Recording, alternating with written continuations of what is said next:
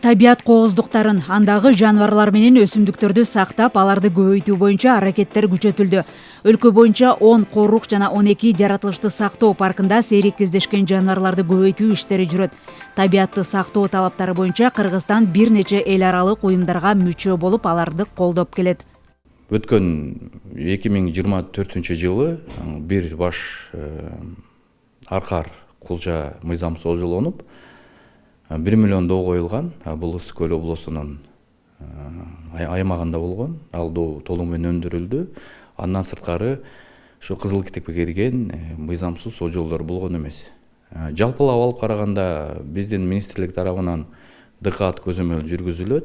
Кызыл китептеги жаныбарларга аңоолоодо айып пулдун суммасы көбөйдү. Мындан ары мыйзамсыз аракет үчүн айып пул төлөп гана кутулбастан жоопко тартылат. Баалуу жаныбарларга аңчылык кылууда буга чейин Илбирске 1,5 миллион сом айып пул салынса, мындан ары 2 миллион сомго көтөрүлдү.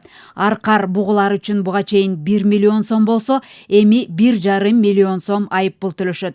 Ошондой эле тоо текелерге буга чейин 100 000 сом болсо, мындан ары тоо теке аткандар 300 000 сом айыпка жыгылат. Ошондой эле аңчылык кылууга уруксат берилген компаниялардын эсебинен мамлекеттик бюджетке аркарлардан 87 миллион сом, тоо текеден 75,4 миллион сом, эликтен 300 000 сом жана башка жаныбарлардан болуп, жалпы бир жылдын эсебинде 163,5 миллион сом киреше түшкөн.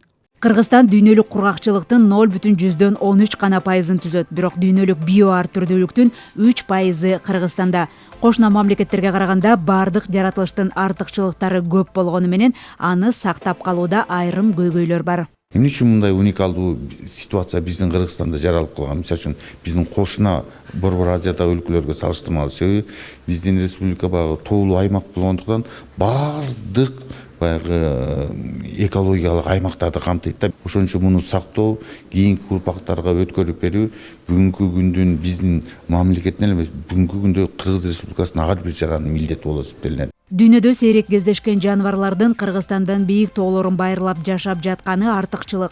Аларды сактап калып, тукумун көбөйтүп, табиаттын кооздуктарын сактоо багытында бир катар иштер аткарылууда.